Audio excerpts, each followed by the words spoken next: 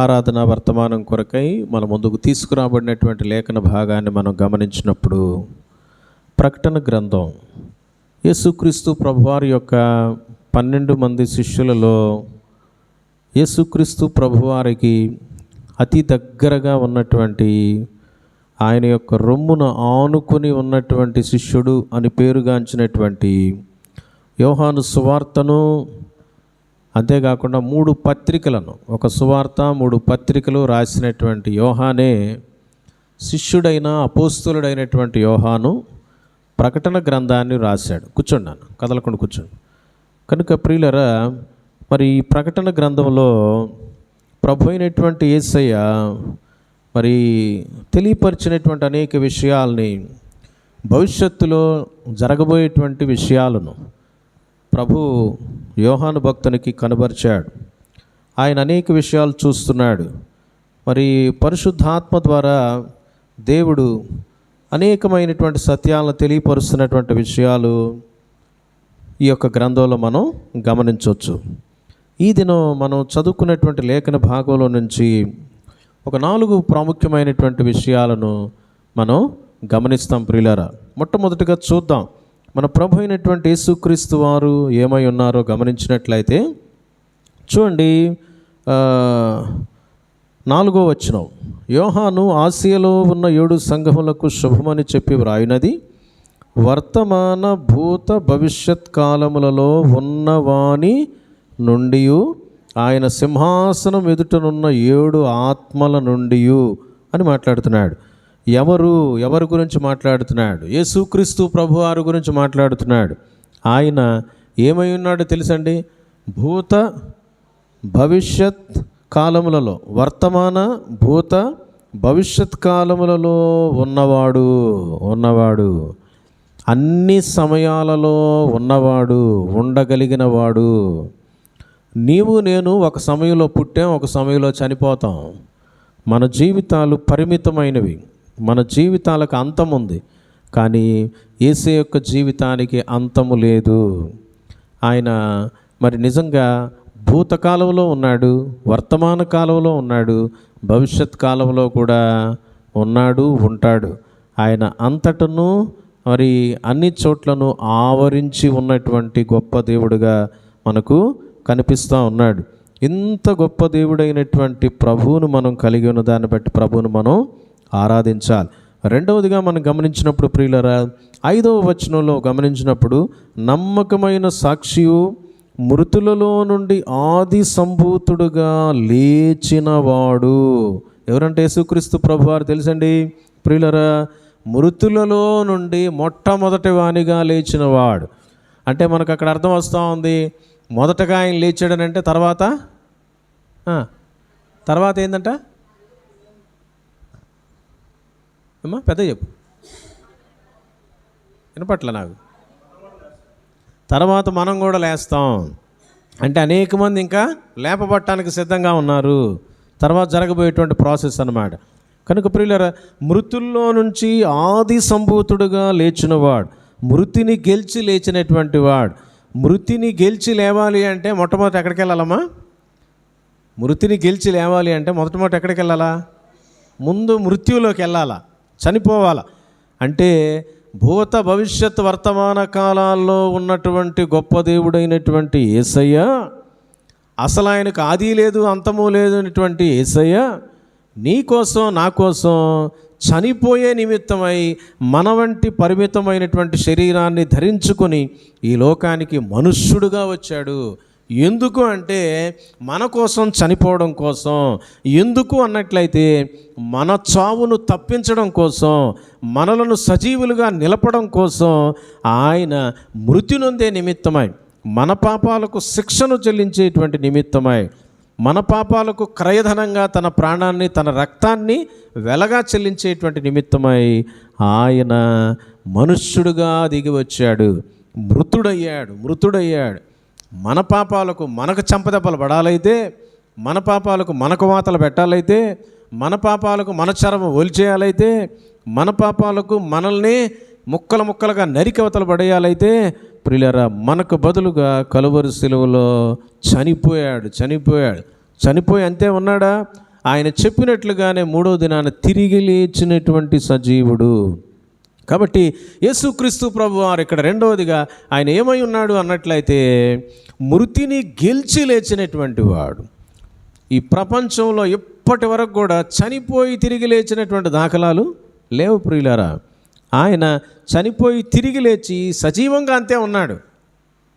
లాజరు చనిపోయిన తర్వాత 4 దినాల తర్వాత యేసు ప్రభువే లేపాడు.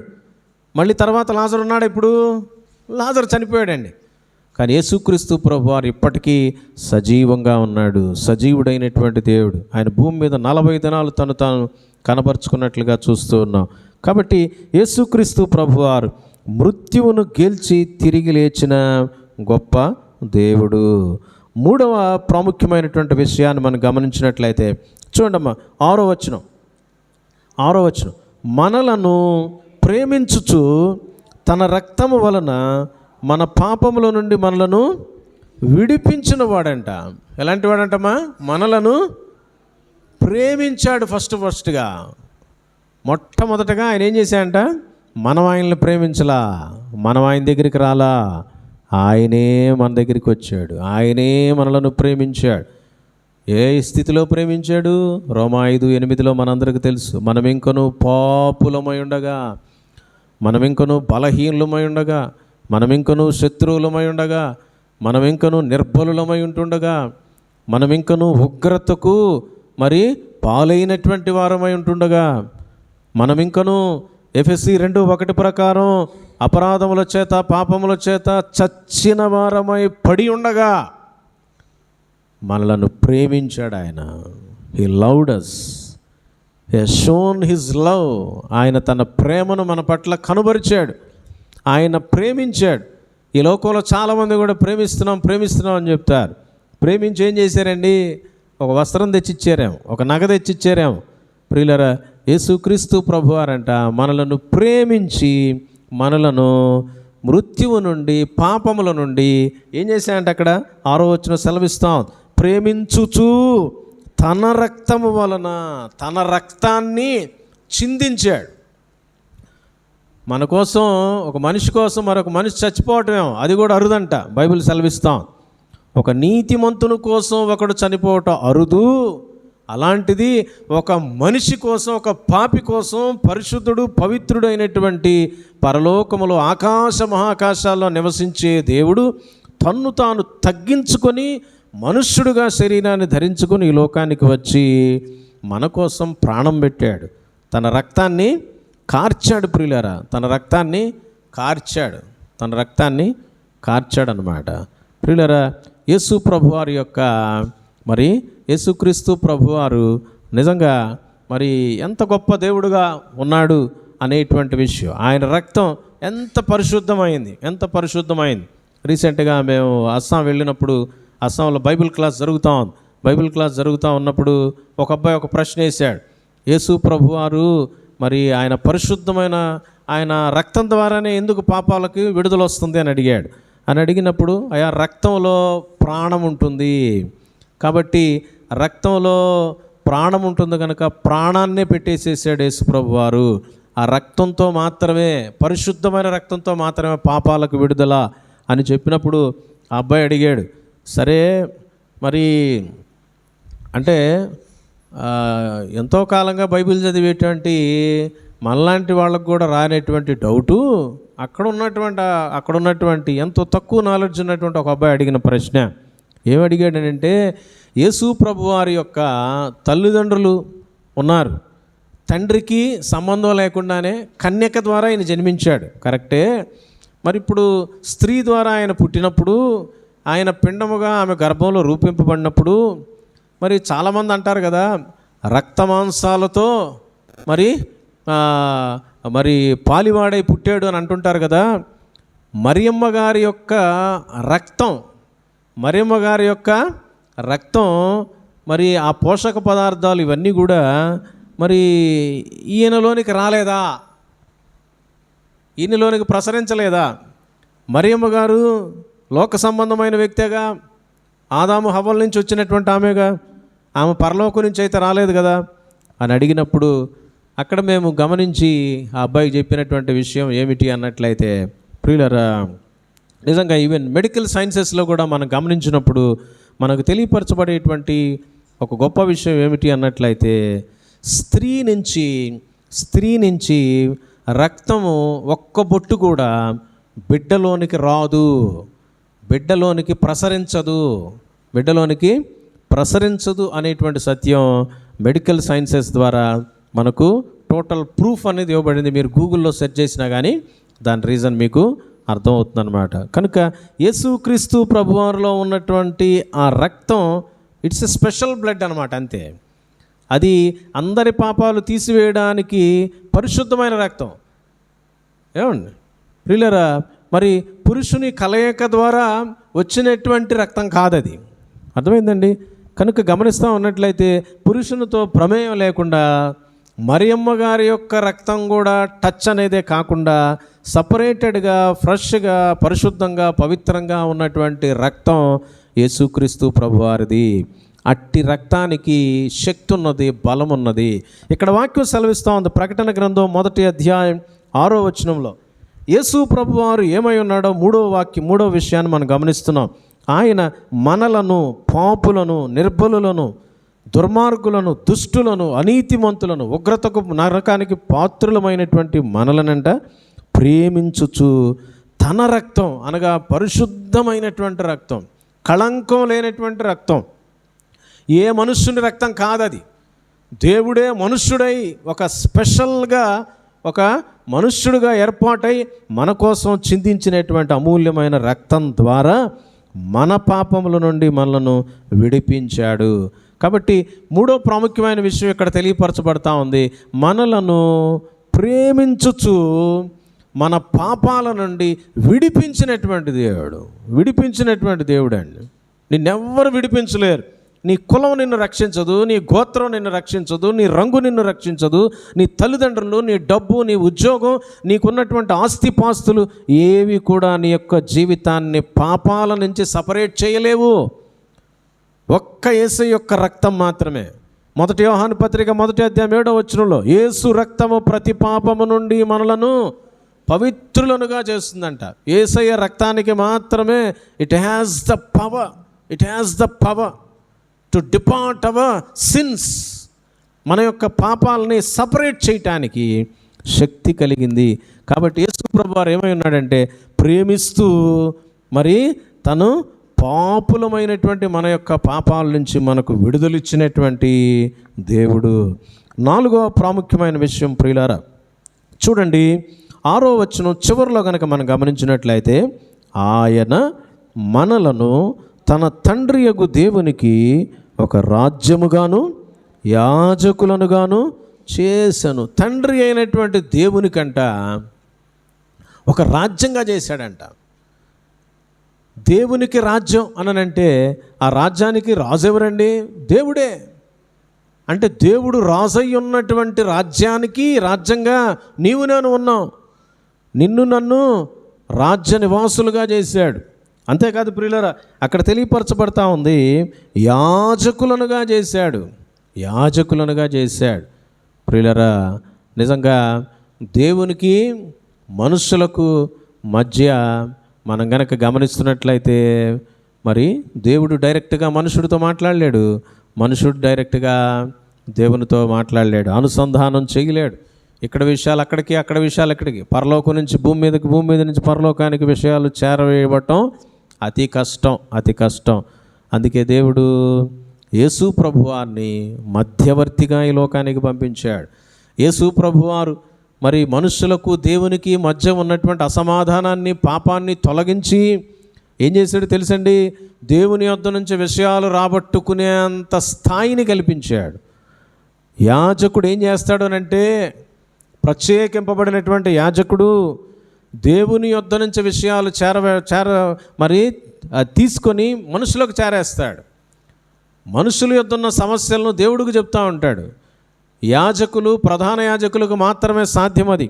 అయితే సాధారణ ప్రజలమైనటువంటి మనలందరినీ కూడా, అన్యులమైనటువంటి మనలందరినీ కూడా ప్రియులరా, మరి ఏ యొక్క మరి ఇశ్రాయేలీయుల యొక్క తెగకు జాతికి చెందనటువంటి మనలందరినీ కూడా ప్రభువారు ప్రేమించి యేసుక్రీస్తు అనే మధ్యవర్తి ద్వారా నిన్ను నన్ను మనందరినీ కూడా ప్రేమించి ప్రాణం పెట్టి మన పాపాల నుంచి విడుదలిచ్చి పరిశుద్ధపరిచి నీకు నాకు ఇచ్చినటువంటి స్థాయి ఏంటి అన్నట్లయితే దేవునికే ఒక రాజ్యమయ్యావు నీవు. ఆ రాజ్యంలో ఉండేది ఎవరో తెలుసండి? దేవుడు రాజు అయితే రాజ్యంలో ఉండేటువంటి వాళ్ళు రాజ్య నివాసులు మామూలుగా నివసించే వాళ్ళు అనుకోవచ్చేమో. 1 పేతురు పత్రిక 2:9 సెలవిస్తూ ఉంది. అయితే మీరు మరి చీకట్లో నుండి ఆశ్చర్యకరమైన తన వెలుగులోనికి పిలిచిన వాని యొక్క గుణాతిశయములు ప్రచురము చేయు నిమిత్తమై ఏర్పరచబడిన వంశమును రాజులైన యాజక సమూహం అయిపోయామంట. రాజులుగా చేసేసాడు. ఆల్రెడీ రాజు ఉండగా రాజ్యంలో ఉన్నటువంటి వాళ్ళందరూ రాజులు అవుతారా? మళ్ళా కారు కదండి. ఆయన రాజు, మనం ఎవరు అంట? రాజకుమారులు, రాజకుమార్తెలు. It's a special kingdom. ఒక రాజ్యంలో ప్రియులరా రాజు ఉంటే సాధారణ ప్రజలు ఉంటారు, మిగతా వాళ్ళు. అయితే దేవుడు మనలను దేవునికి, యేసుక్రీస్తు ప్రభువారు ఏం చేశాయండి? తండ్రి అయిన దేవునికి నిన్ను నన్ను మనందరినీ కూడా రాజకుమారులుగా రాజకుమార్తెలుగా చేసి దేవుని యొక్క రాజ్యంగా ఉండటానికి నిన్ను నన్ను ఎస్టాబ్లిష్ చేశాడు.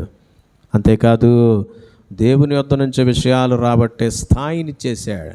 యేసు ప్రభువారు కలువరి శిలువలో ఎప్పుడైతే ఆయన మరణించాడో వాక్యం సెలవిస్తా ఉంది ప్రియులరా. ఏమైందంట? దేవాలయంలో, యెరూషలేము దేవాలయంలో ఉన్నటువంటి అడ్డుతెర, పరిశుద్ధ స్థలానికి అతి పరిశుద్ధ స్థలానికి ఉన్నటువంటి అడ్డుతెర ఏమైందమ్మా?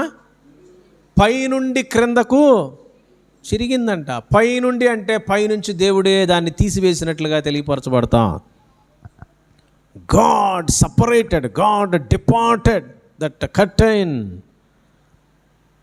so that we can intervene with God. We should have access with the Lord. దేవునితో మనం యాక్సెస్ చేయబట్టానికి, దేవునితో అనుసంధానం చేయటానికి, దేవునితో మాట్లాడటానికి, దేవుడు మనతో మాట్లాడటానికి అడ్డుగా ఉన్న అడ్డు తెరను యేసయ్య యొక్క మరణం ద్వారా, యేసయ్య యొక్క రక్తం చిందించే కార్యం ద్వారా తీసివేశాడు ప్రియులారా.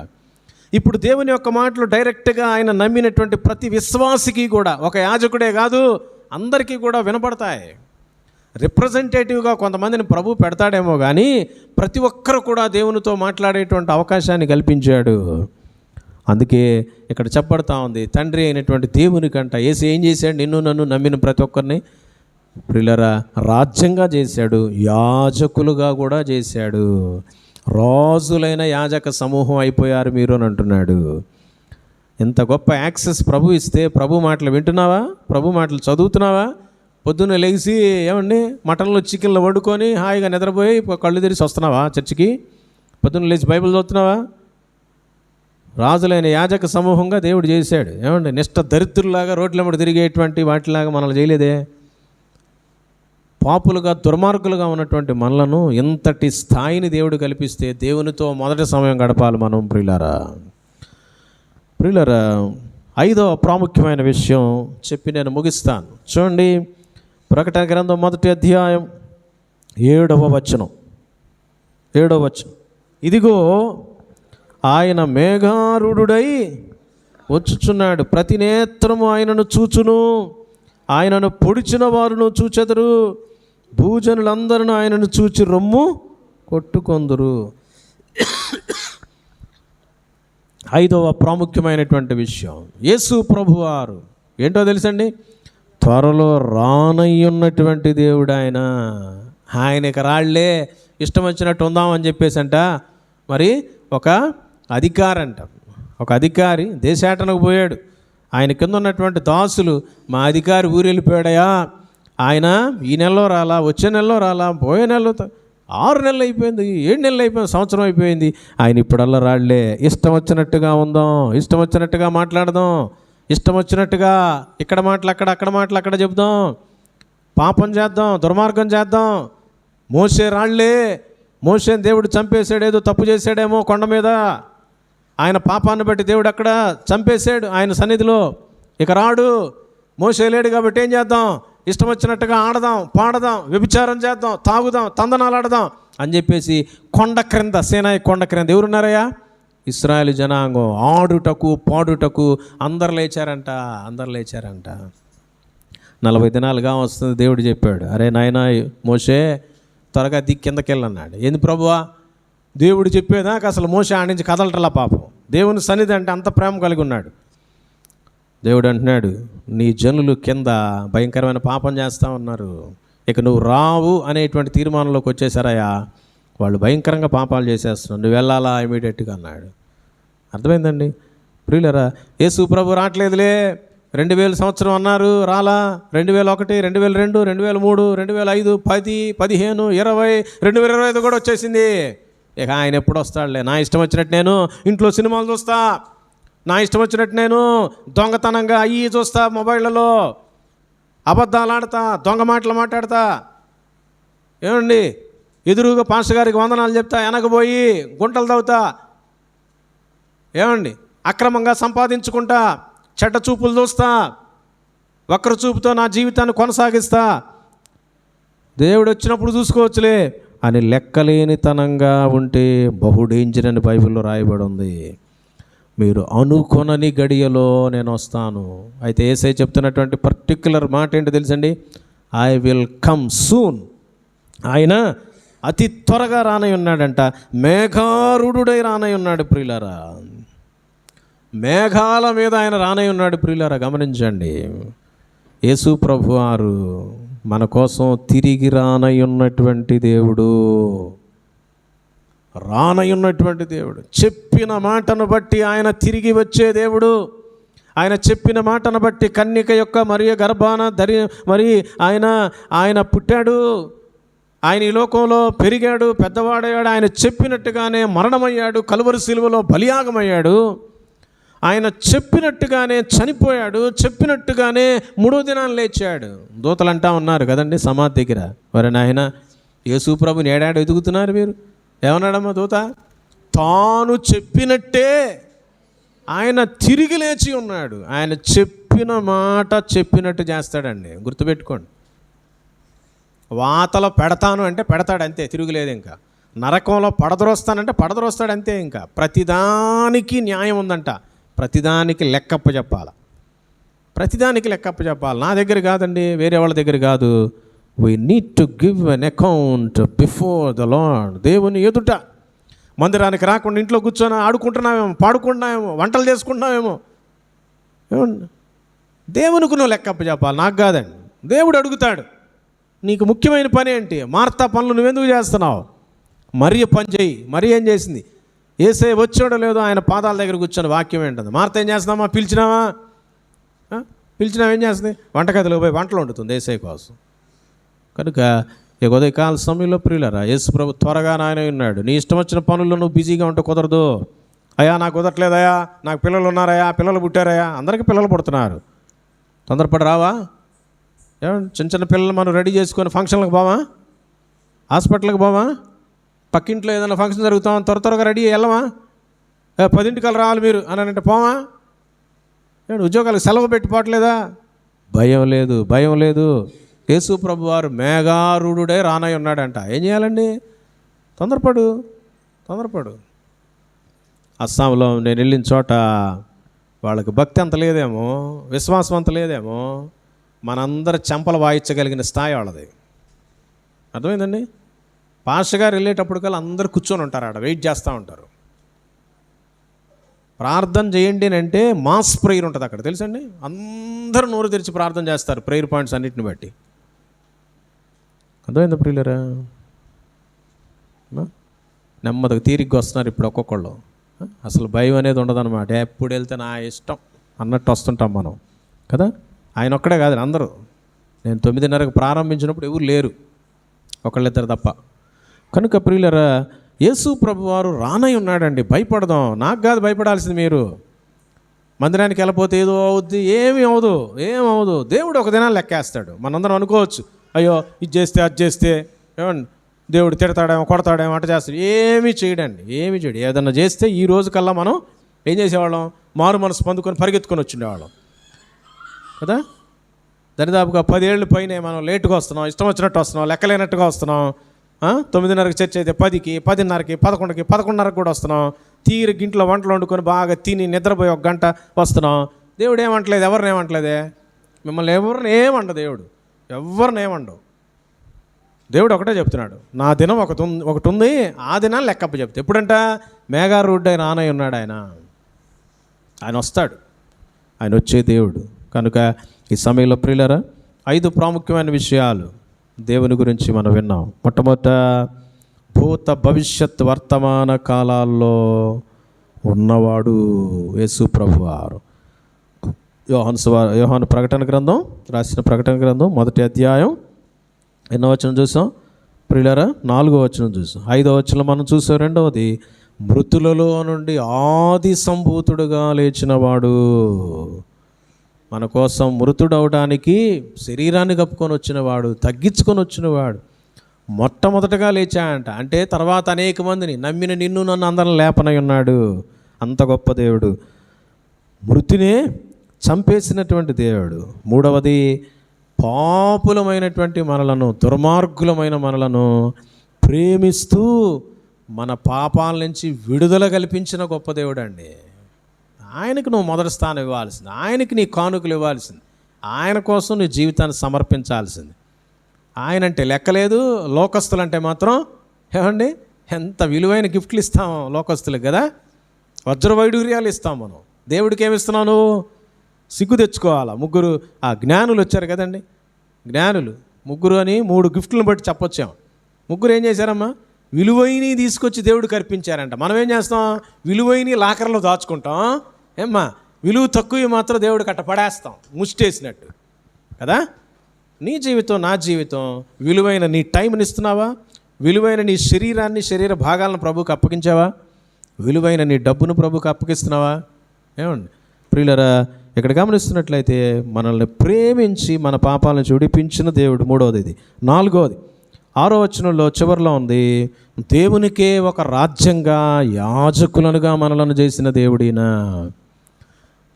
5వది చివరిది, అతి త్వరలో రానై ఉన్నటువంటి వాడు, మాట తప్పని వాడు, మడమ తిప్పని దేవుడినా.